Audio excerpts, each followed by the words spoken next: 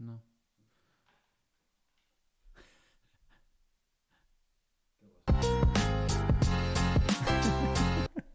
Hello, everybody, and welcome to the whole story.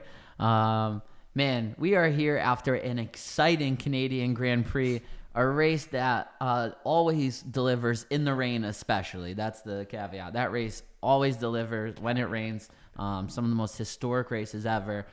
Man, what a weekend. We have a lot of news to discuss, race results, teams to talk about, a lot going on. Alex, man, what a weekend. It was exciting. It was exciting. It was very exciting. And before we get into the race, we had some news.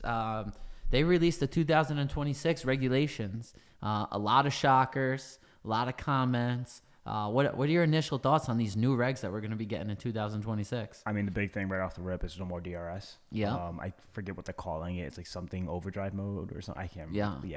Yeah. I know somebody was saying it's going to be called Mom, and they're going to be using Mom to overtake. Okay.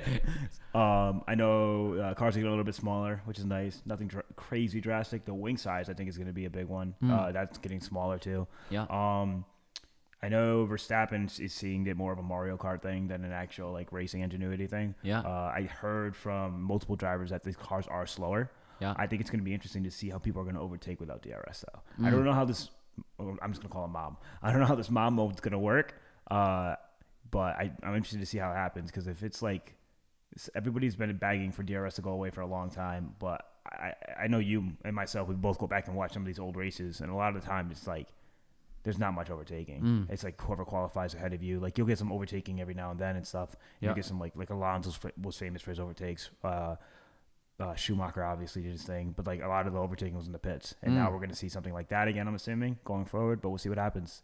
Yeah. Interested to see where it goes. They're getting rid of the eyelids or whatever you want to call the things over the tires that they brought out 2 years ago. They have new front wings that apparently are going to move. X wings, I think, is what they're being referred to.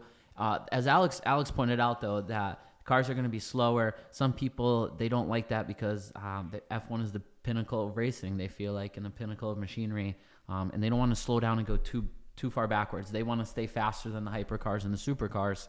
So it's going to be interesting what these teams can do with these regulations. Motors kind of like 50-50, motor and battery. They're moving really pushing for that carbon neutral thing, which I feel like it's fair to say it's very hypocritical of F1 to be trying to push something like that when, you know, they're flying around on private jets and yachts to get to these races on a regular day-to-day basis, and how they navigate and transport their equipment off of. It's not carbon neutral when they're doing all that. Yeah, I don't know. I could see them trying to make a push more to get that stuff carbon neutral, because I think they are trying to do some of that stuff. But I think you should leave the on-track stuff to be on track. I agree. I think it should be like more pushed towards more of that stuff. Like, how are we going to transport things? We need more carbon neutral. How are we going to do this? How are we going to do that? Because the racing is, if it diminishes the racing, I'm not sure if I'm really a fan of that. Yeah, and we already have a Formula E series and a full electric series that, you know, teach their own if you want to watch it. But we don't need to go full electric in Formula One whatsoever. Nick DeVries is killing it over there. What's that? Nick DeVries is killing it over there. But yeah, and honestly, too, the way that those rules came out last week, there's still going to be a lot more to dive in, and we're going to see and hear more about it in the future. But the driver market took a little bit of a twist, as we talked about. I believe the news came out last week beforehand. Sergio Perez signed his contract. We definitely talked about that. Yep. Esteban Ocon getting released from Alpine. We talked about that. But one little wrinkle to everything they announced right before the weekend was that VCART has picked up Yuki Tsunoda's 1-year option. So that's something that Alex and I was discussing. Maybe Yuki would make the jump to Alpine. Aston Martin is obviously a stretch that would probably never happen. But we were speculating on where Yuki is going to go and how that opens up the seat for Liam Lawson. Well, now they're keeping Yuki. So that's a smart move by them, in my opinion. I think so too. He had an impressive weekend, but Danny Rick is holding up a seat right now. Like Liam Lawson is going to get shafted pretty bad right now. It's looking like, and I think on Yuki's end it kind of sucks. Like he's very much never going to even get that second Red Bull seat, even if he does wait it out. This guy could probably win races for this RB team and not get a second Red Bull seat. The fact that they're still looking at Ricciardo over him is mind-boggling to me. And I'm a Ricciardo fan. You know, I think the guy's a phenomenal personality. When he was at his peak, his driving and his overtaking was insane. You know, he was last of the late breakers. But yeah, it should be interesting to see where Yuki's career goes from here. I could honestly see Yuki just never switching teams and just retiring pretty early. Okay. Just because like he doesn't seem like he's passionate about like wanting to win like a World Driver Championship. Like Okay. His dream is to open up a restaurant. Yeah.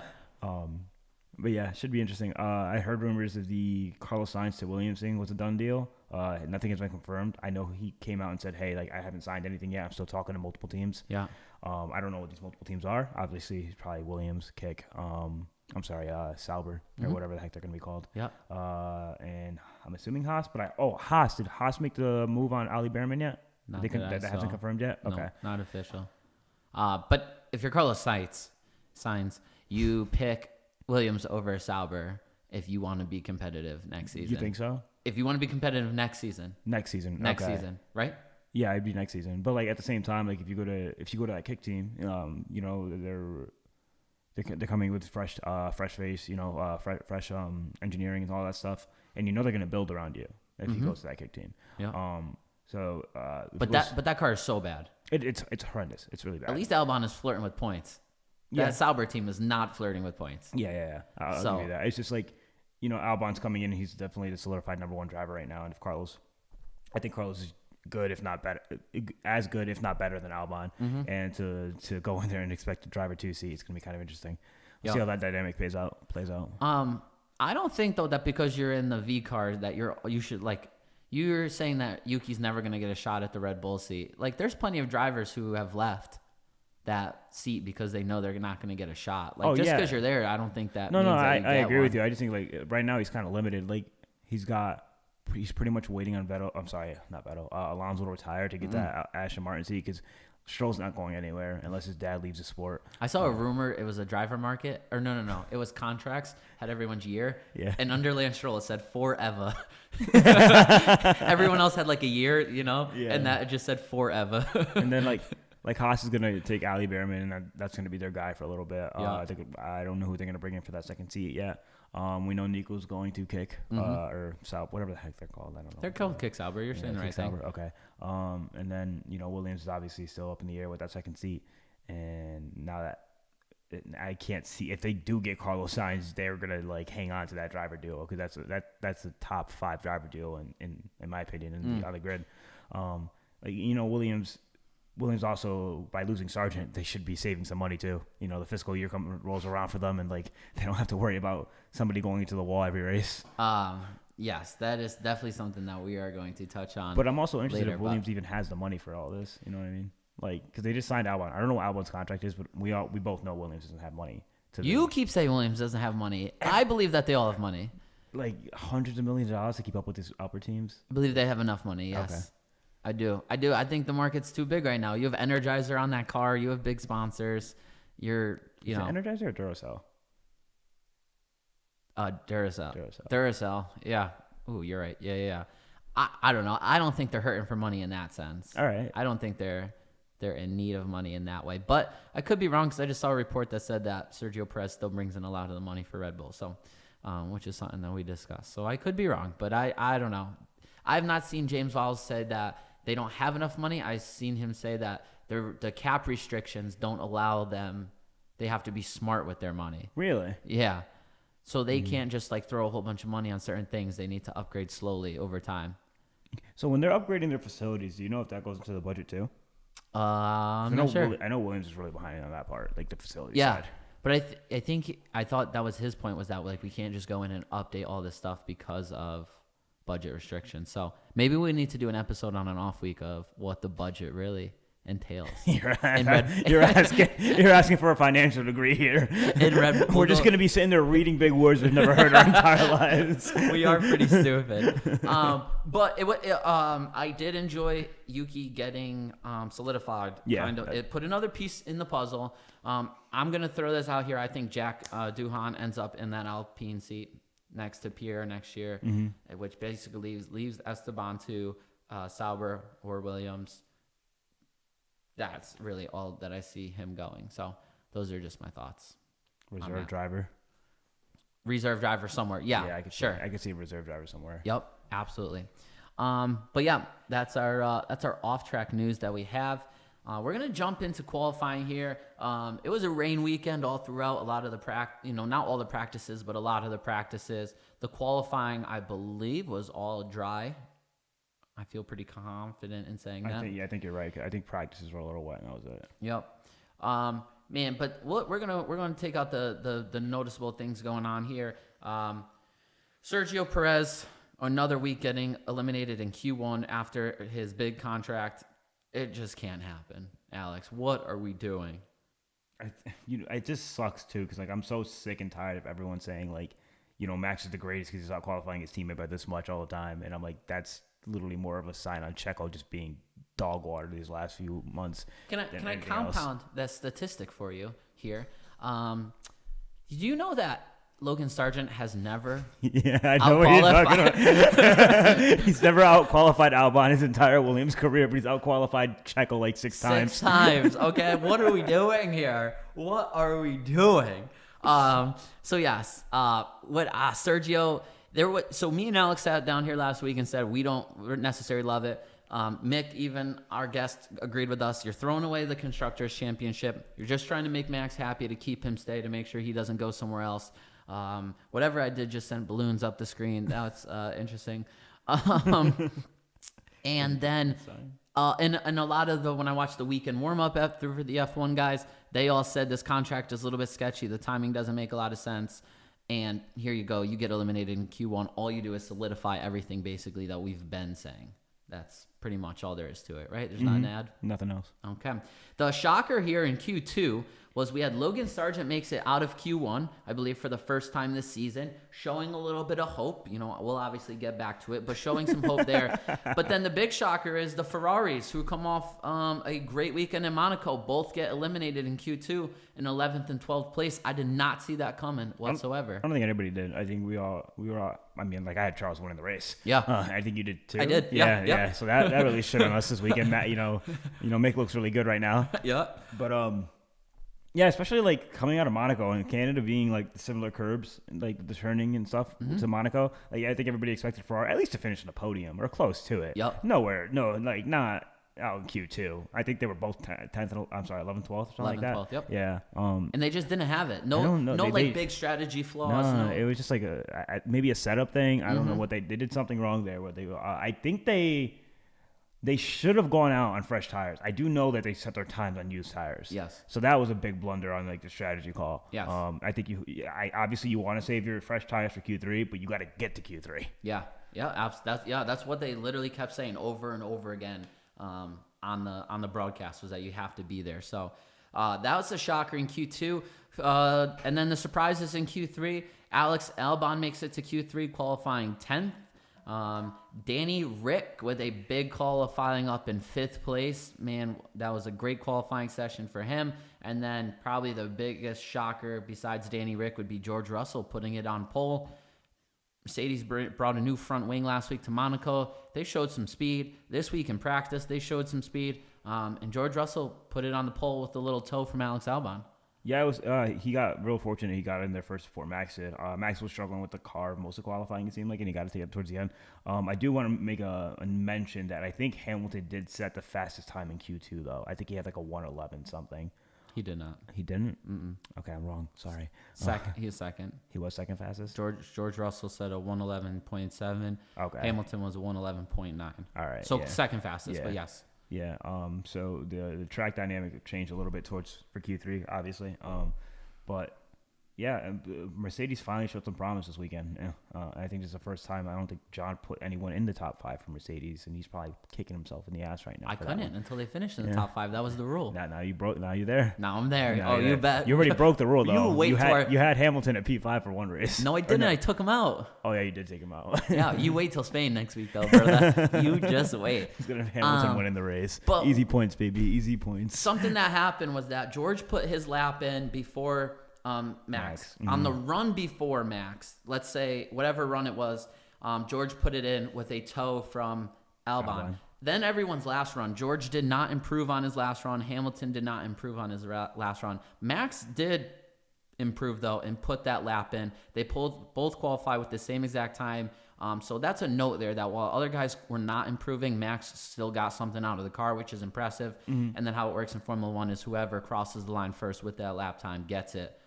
Man, isn't it a minute and 12 seconds to have this, but you still have the same exact time? That's crazy. It's like, it's so crazy just to see like the stopwatch or whatever, like the little timer, like just because like when I originally watched it, I'm watching Max because I obviously George Russell is he's qualified P1 at this point. He's still in P1 at this point, and then I see Max go over the line and it's like 112, but it says 0.2, and then it goes back to like because it's just like it's so precise that it hits that. That's insane. Oh yeah, and like and then I every weekend I go and watch like the little highlights where they show the 3D model cars, and then they show like the lines where they took their racing lines up, and time again, it's always the Red Bull there. Yeah, you always just see them get that straight line speed. It's freaking insane. Like Max created all his gap on any sort of straight line speed. Yeah, that's the power of that RB.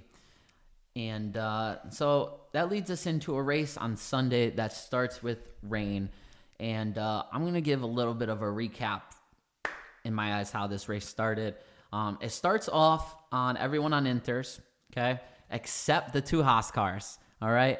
Ryan, I know you didn't watch the race, and I don't think you're watching now because I think you're busy, bud, but K-Mag and Nico Hülkenberg started on wet tires. It was raining more than they expected. Kevin Magnussen looked like he had 4 motors, more downforce, and he had more grip than everyone else. Overtaking everyone. Everybody. If you're a K-Mag... Where did he start? P16? He started... 14?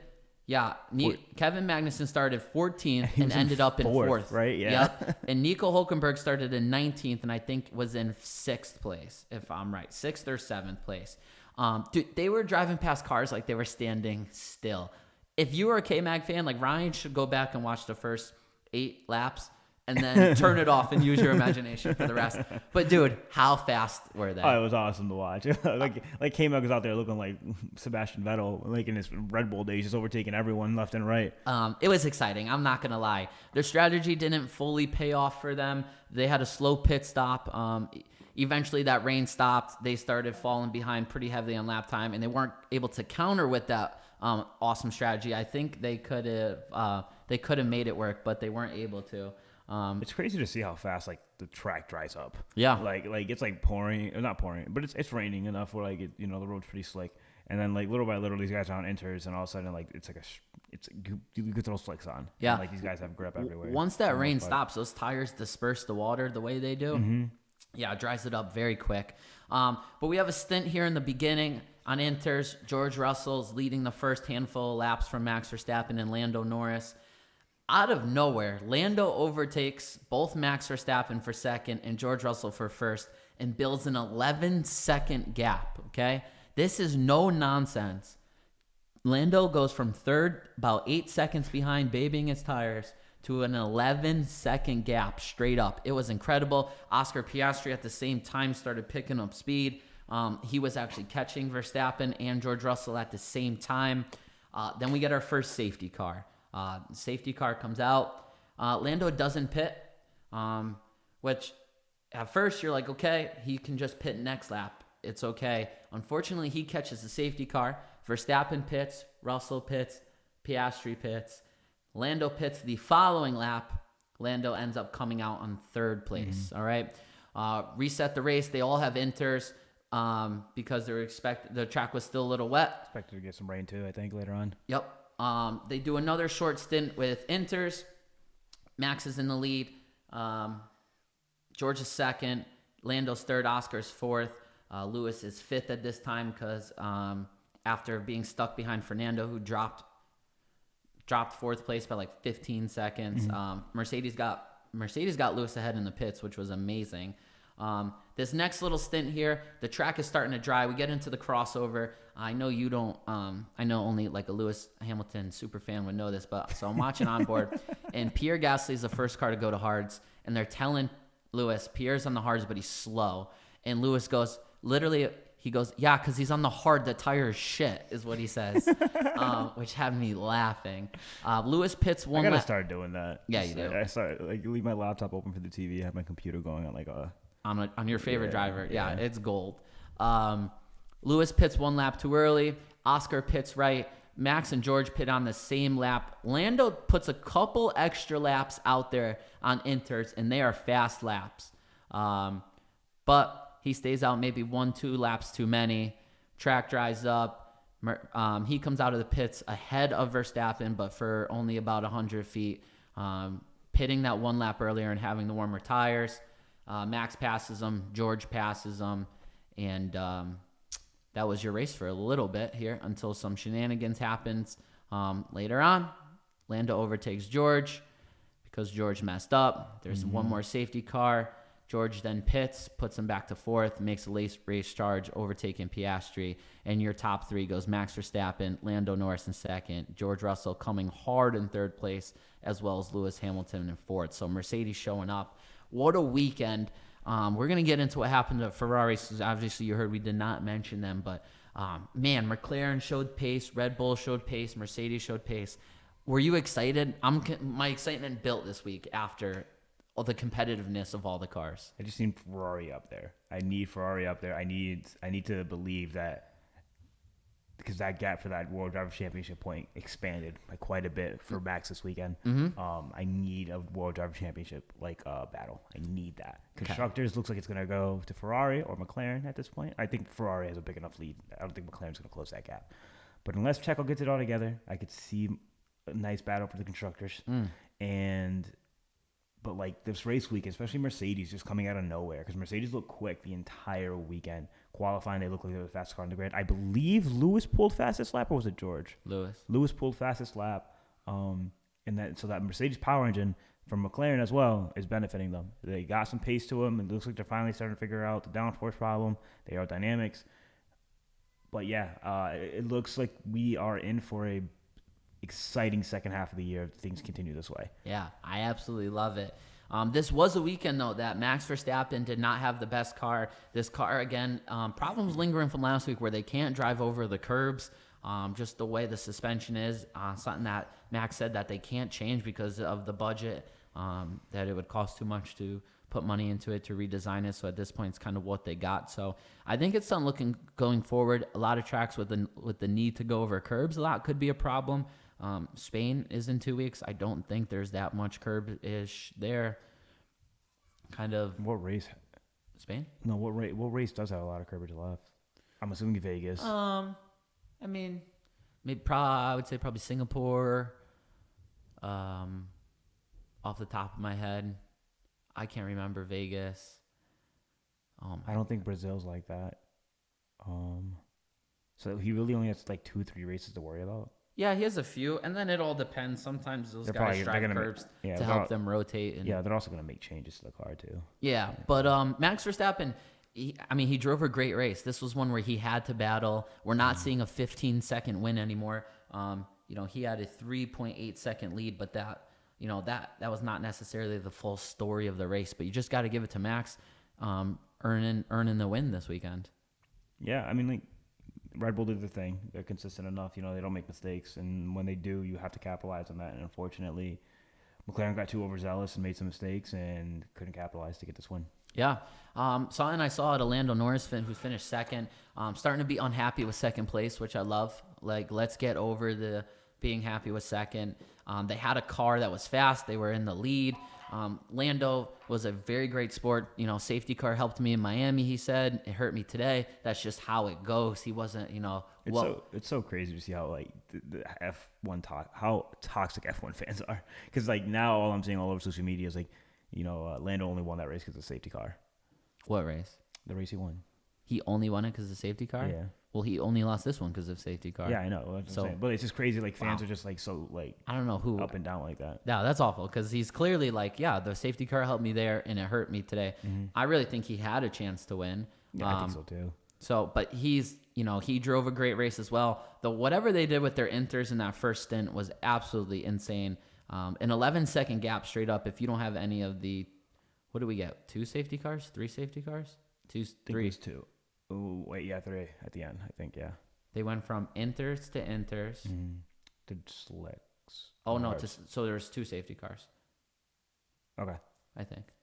That could be wrong on my part. But Yeah, Lando just drove a great race. McLaren's looking fast. It got back to the Lando's faster than Oscar back this weekend, which I just can't figure out when Oscar shows up and when he doesn't. Yeah, it's up and down. Is it good, though, that they're switching it up every week? I mean, like, I think Oscar, he's being put on a pedestal before he came into Formula One, where he was going to be like a world driver champion caliber driver, and then that's why that whole Alpine situation happened with Alonso leaving, and then Oscar. They said, hey, we're getting Oscar for next year, and then he's like, yeah, no, we're not. And he goes to McLaren because McLaren's a more competitive team at the time, and they still obviously he made the right choice. But yeah, I think you want to see more consistency from Oscar as any Oscar fan. I'm obviously a Lando fan, but like I think you want to see consistency from Oscar. Like you want to see him constantly be up there in P2, P3, right behind Lando, and for the most part he is. I think he finished P5 this race or something like that. Yep. But like you still want to see him up there. I think from a entertainment perspective, yeah, it's good that these guys are flip-flopping, but from a fan, specifically for that driver, I think you want to see more consistency. Yeah, and one thing about Oscar though that I think that we need to remember is that he's only been in F1. This is his second year. Yeah. So he's only been a rookie for 1 year. They should have a safety car on the track 24/7, and drivers have to drive around it. No, Ryan, that is dangerous. And we talked about K-Mag at the beginning of the show, so you should probably go back and watch that. I was just like watching because was it Bottas who did the drift this weekend to turn the car around? Someone did it. I think it was Bottas or whatever. So I'm like trying to navigate through because I'm like trying to find when Sebastian Vettel did it, because I remember Sebastian Vettel was like famous for doing that. I think he did it in the Aston Martin a few times, and all I'm seeing is safety cars drifting. Highlight was a safety car drifting, and there was one it wasn't in Formula One. There was another safety car where it was like the safety car was drifting, ended up crashing. Oh, really? And they needed to pull a safety truck out there so the safety car. Yeah. Well, it's not good when your safety car is crashing. Oh man. But yeah, strong day in the office for McLaren. George Russell third. He's probably, he could have had the race win here at points. He did a great first stint on the Inters, held off Max. Obviously Lando got by him. He was in a situation with a hard tire where the other two guys were on medium, so maybe if he would have stayed in second, he kind of thinks he was catching Max. Because he fell to third is the reason that he pit for a fresh medium at the end, which allowed him to attack. So George, who was hard on himself, said, maybe my mistake allowed me to get the medium. Risky move on Oscar. If he would have completed that move either better or sooner, there was a chance that he caught Lando in the last lap, was very close. There's maybe a chance that he catches not only Lando and passes him, but maybe catches Max. So what do you think about the criticism? There's a lot of criticism on George that he makes mistakes in big moments. And yesterday had a couple mistakes. I think it's kind of fair. I'm not going to lie to you. Even in Williams, he was he drove the car at Williams. Like he outdrove that car at Williams a lot of times. So I think he got his first point at Williams, and it was like insane because like that car didn't deserve to be there at all. Yeah. He had a race where he came in P2, but it was because of that rain. It wasn't even a race. Like he qualified P2. I forget where it was. Was it Imola? No, Spa. Yeah. So he qualifies P2 and stuff. But like he gets like overzealous, and he just tries to like do too much with the car. Obviously, this Mercedes isn't the Mercedes that Lewis won the championship with, and that they won 8 constructors with or whatever. So like he's trying to like he sat at Williams just watching this team that he knew he was going to go to, and turn from a championship team to a midfield team. Top of the midfield, a midfield team right now. And when he has opportunities to win races like he did this weekend, I think he tends to like drive a little too over aggressively. Yeah. Like the car's it's too heavy for him to like make some of the moves he's making. I think I don't know if him and Max have any sort of friendship off the racetrack, but it seems like him and Max are always getting into it on track. He almost got into it with Oscar, if I remember this race right. Yeah. Yep. So like he's trying to do too much, and he has to just take what is given to him. I think that's something that like a lot of the top drivers are starting to learn. I think Max is starting to learn that now. Yeah. But Lewis was probably the greatest at it. Like he's taking what's given to him, and he's a notoriously very clean driver. And that's something that George is gonna have to accept right now. Yeah. It was a great race by him, but you have their thing in Singapore where you're coming fast at the end and you clip the wall. You have a chance at this one. You make a mistake, drive over the curb, lose a position, then the rough move on Oscar. you know what will cure all this is a couple wins from George, but he looked strong this weekend. He looked strong in Monaco, so he's taking some momentum going forward. Fourth place, Lewis, my guy. He had a rough weekend, a lot on him. He got stuck behind Fernando early on in the race. He got stuck behind a lap car, which they did not show. I showed Alex it. It just happens. It was a big deal, but luckily safety cars brought him back up. He was on a different tire at the end. He was coming with George. I don't think he was faster than George on those fresh mediums. Took him with like 10 laps to go or something like that. What, George? For a little bit, but then George took the position back almost immediately. Yeah, he overtook him when he got into it with Oscar and went off the track. Yeah. So definitely George faster on that tire. But Lewis had points in the race where he was very fast, fastest lap, and was very hard on himself. Said that he made a lot of mistakes. He went off track once. So, but he's happy that he sees progress in the car. So. As a Mercedes fan, I was definitely excited. They say this is a one-off track as well, almost as Monaco, and that Spain in 2 weeks will be a true test. So, did he crash during free practice? One of the free practices, Lewis? I don't know if he crashed or maybe just spun out. I remember I saw a clip. I didn't watch any of the free practices. I saw a clip where like he must have spun out or something. He's like stuck in the grass or stuck somewhere or whatever, and there's just radio silence, and you don't hear Bono come on. Instead, it's Toto. He's like, "Look on the bright side, Lewis. At least the car looks fast. We finally figured it out." Just like Toto, you're the last person he probably wants to hear from. That was at the end of the race. That was the end of the race. Yeah. They parked them in the grass. Oh, really? Yeah, because you know, when they come off the pit down the straightaway, and then they chicane it. Okay. Well, they park them along the grass there, so that the top three can go around into the pits. Yeah, so that was actually after the race. That's so funny. Yeah, so he never wrecked in free practice. Okay. But yeah, there was silence, but he was more mad at himself. Yeah, Toto tried to get on and say how good Lewis just was mad at himself. Fifth place, Oscar Piastri. We spoke about it. He drove a solid race, but again, kind of lagged behind there. 6 and 7, double points day for Aston Martin. They didn't show a lot of speed, but it was better than last weekend. That's for sure. They got fortunate with some like DNFs and Ferrari not completely shit in the bed, but yeah. I mean, Fernando was sixth all day. Yeah, Fernando did. Yeah, Fernando was sixth all day. Lance again, solid race, but yes. What was a promising day for Red Bull, Honda here, V-Car. It's weird that it says RB Honda on the F1 website, but Daniel Ricciardo with a solid 8th place finish, got a 5-second penalty for jumping the start. He thought he didn't jump it, but I kind of thought it was clear. I don't know if you saw on your stuff, but 5-second penalty for jumping the start. Lost some positions early, but to put it in the points was something he needed, especially after he was getting crap talked all weekend. Yeah, Joachim Villeneuve. I can't remember. I think it's something. Jock. Is how you pronounce it. But yeah, he was throwing some serious shade at Danny Rick. Is he a former world champion himself? I know he's a former F1 driver. Yeah, world champion. I don't know off the top of my head. Yeah, so he was just saying what a lot of people were thinking out loud. To be fair, Danny Rick hasn't looked impressive, which I will say he didn't give him credit where credit's due. I think the reason a lot of people are still riding with Danny Rick isn't for his stint at Red Bull or his stint at McLaren where he won that one race. I think that Renault stint was very, very nice of him. Like he put that Renault in positions where they didn't deserve to be at all. Like Danny Rick drove the brakes off that car. Yeah. So I think that goes really overlooked. But his last few years, Danny Rick has he definitely has potential. He just isn't. He's so inconsistent, and we had that sprint race where he qualified P4, and then he goes to the race and he qualifies P18. You want to see consistency from him. I think it was. I'm hoping it lights a fire under Danny Rick, and he just rides with it and then continues to show his performances. But he very strong weekend from him, and it would have been a nice weekend if Yuki didn't spin out for a little bit too. Yeah, Yuki with another solid race. It was looking like double points for him. He spins out into the grass. I don't know how Nico Hülkenberg didn't hit him. Oh my crazy! Gosh. There was 2 cars right after that almost, but Nico was insanely close. I lost my mind. These guys are so talented with their reactions. But points for V-Car as they continue to rack up points here and there.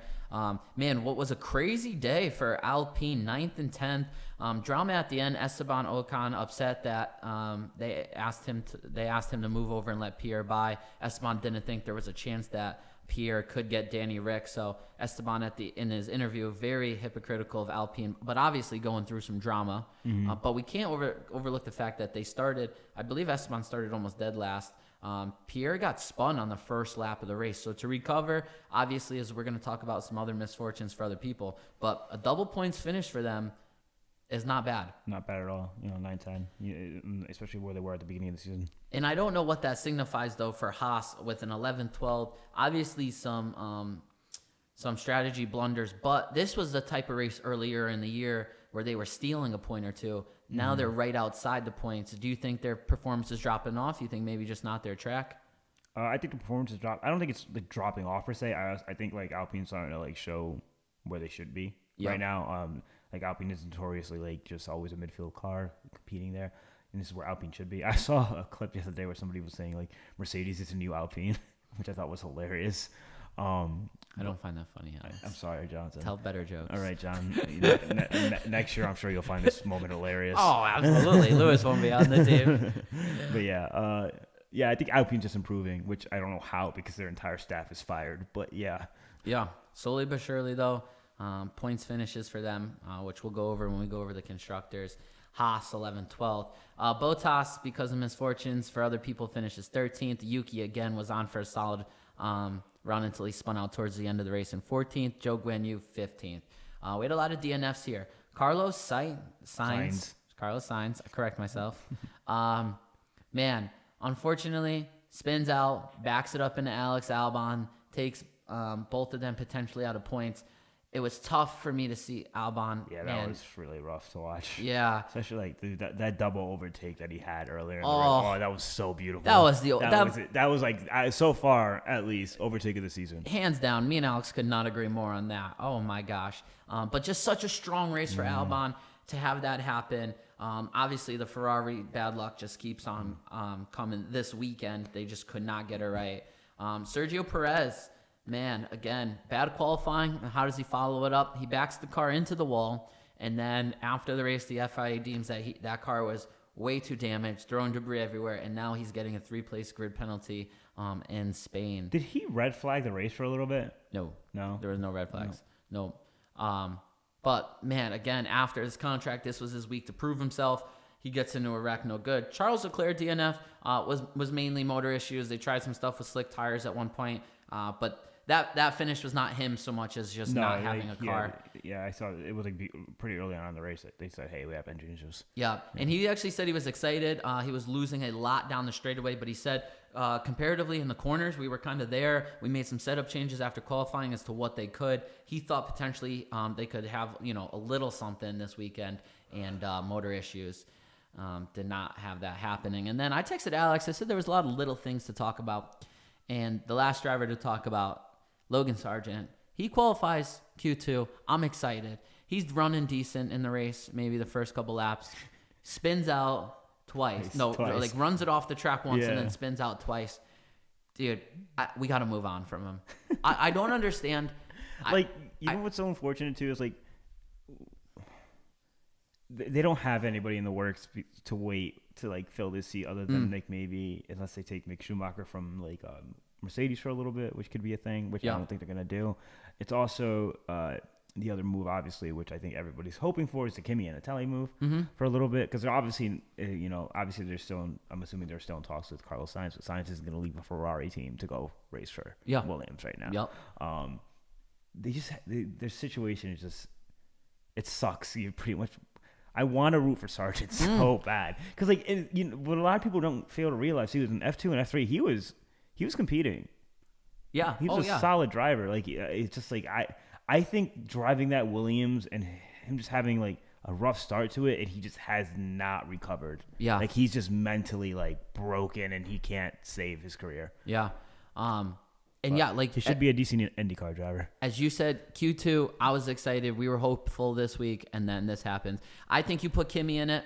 You want it? I think you do. I'd like to. It can't get any worse. No, it can't get. And at the same time, it gives. But there's no reason for like Sargent, especially because like he's crashing every week now. Yeah. Like, they're costing the team so much money. Yeah. Like and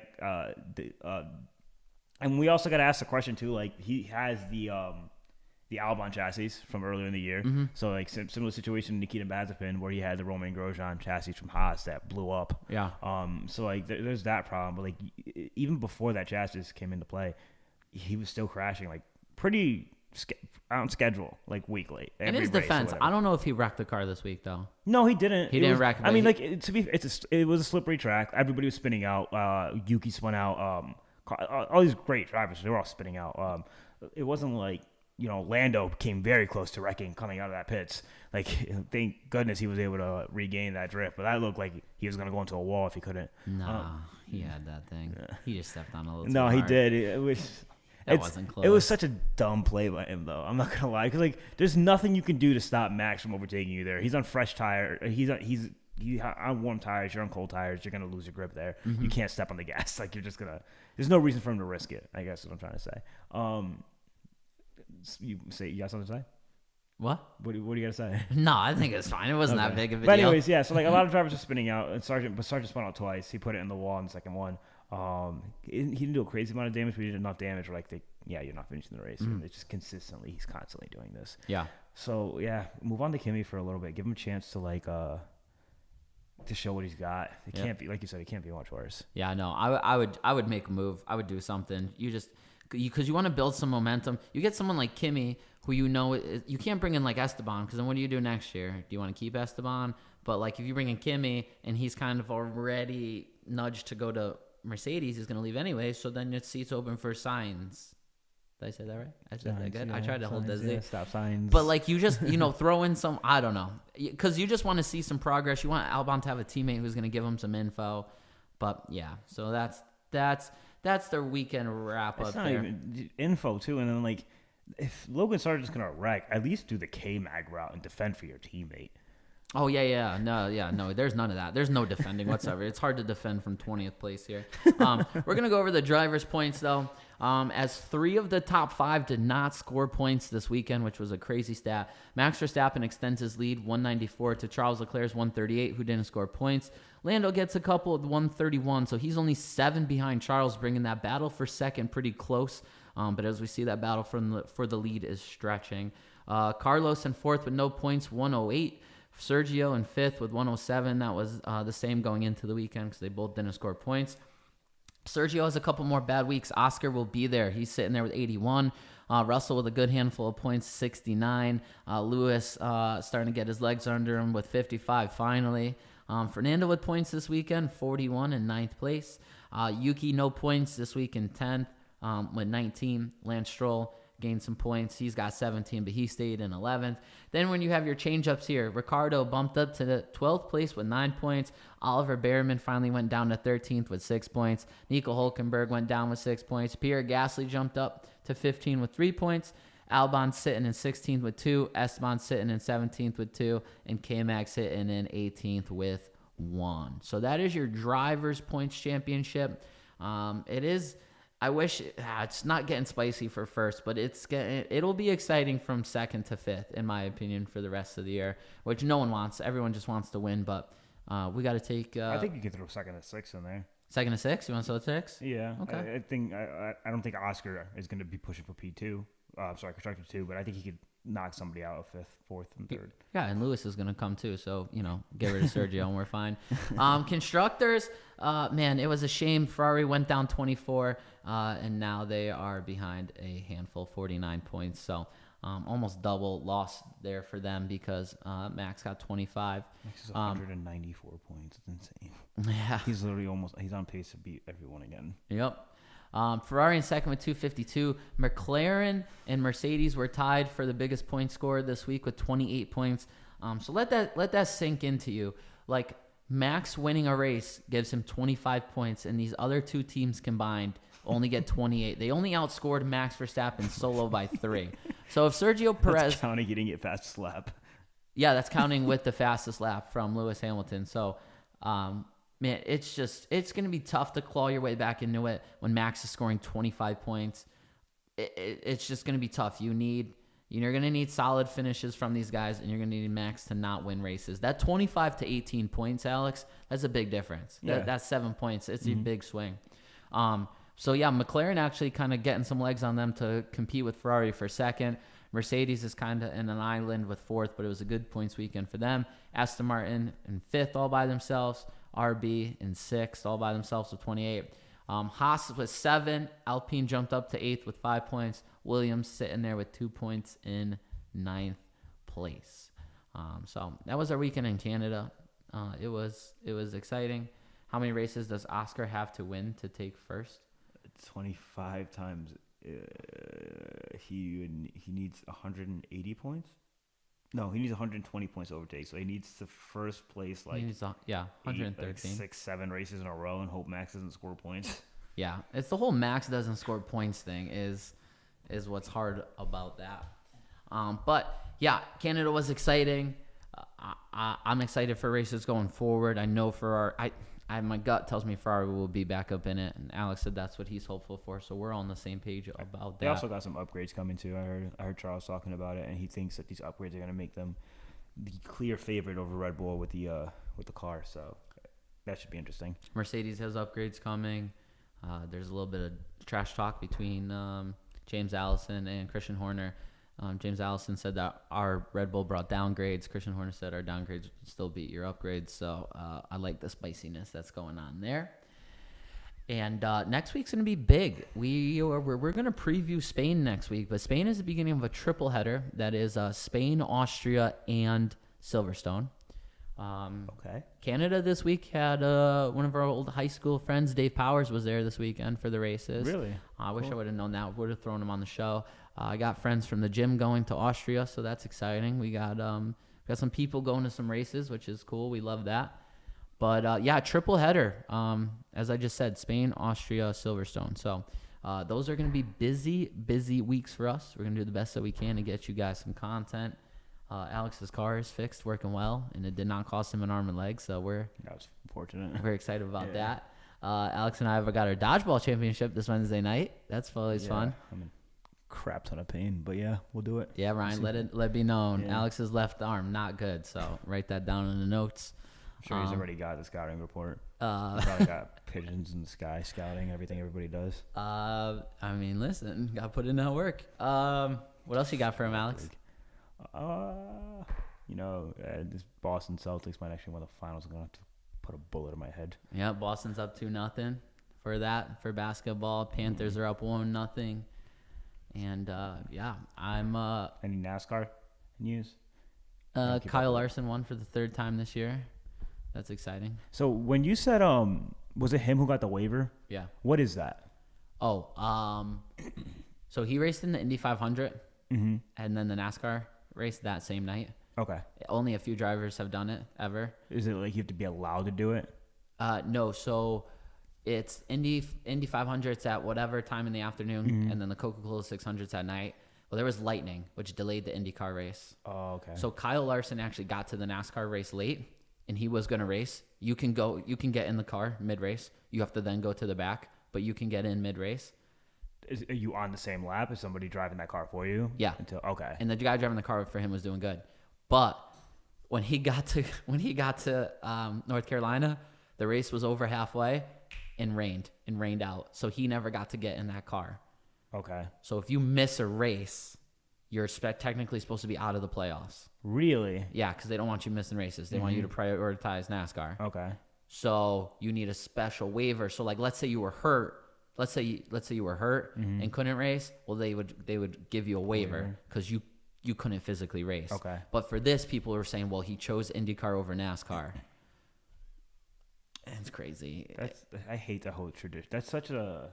And it was. I hate that whole traditional thing. And the year, in like, this was in the works over a year for him to run IndyCar, and like for him to not have run it that day would have kind of been crazy. Like it's Indy 500. Like, yeah, you have to. Yeah, exactly. So yes, no, he got a waiver, and he's continuing to win because he's good like that. So is he like the guy in NASCAR right now? He kinda, yeah. So He's got him and Denny Hamlin both have 3 wins this year. Okay. So are they in the playoffs now? No, we're nowhere near it. Okay.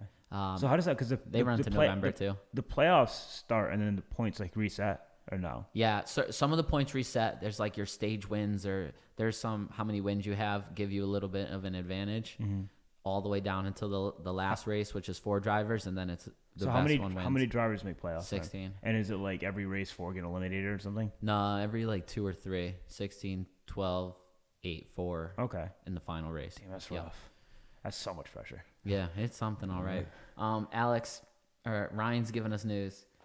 Ryan, I like Kyle Larson for NASCAR. Tomlin did get extended. Hopefully we can win a Super Bowl, but we'll see. Yeah, Hurley is staying at UConn. Yeah, he's staying at UConn. That's a big deal. He turned out a lot of money because UConn pays him. I think UConn has him a 6-year, $32 million. I don't know when he signed that contract though, but he has him in a 6-year, $32 million contract. The Lakers offered him 6 years for $70 million, so about double what he's. A little more than double what he's making at UConn. He turned it down.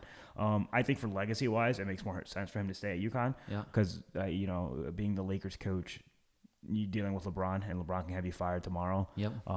But I do think the Lakers were making more of a move to, hey, let's move on from LeBron. Let's start making our own team. We're going to rebuild, so on and so forth kind of thing. So I think that's why they were really pushing for Hurley over J.J. Redick. Yeah. But I think he did make the smarter move because, like, you also go into the Lakers, which is one of the most prestigious franchises in basketball. Yeah. And like to jump from college to that is just a big leap. Now if he was going to like a mid team like the Cavs or like a team like a middle of the pack playoff team, that would make more sense to me than him jumping to like the Lakers. And Dan Hurley could build his own team with his dogs. So yeah, that's what we got today. What else you got? Anything else for him? Nah, that's about it. Okay. Well, listen. We're excited for the Formula One season. We think it's tight. I do think Spain will be a big indicator of who has what going forward. I do think Red Bull will be faster. I think Max will win. I'll give it I mean, Spain, then Austria is going to come and dominate because it's like his racetrack at this point. I'm going to give an early prediction. Yeah, he does pretty good at the Red Bull ring. So, but yeah, that's our show this week. We'll got to figure out who our guest is next week. It's kind of exciting. And yeah, anything else you got for him? That's about it. All right, guys. Thank you for watching. We will see you next Monday, 5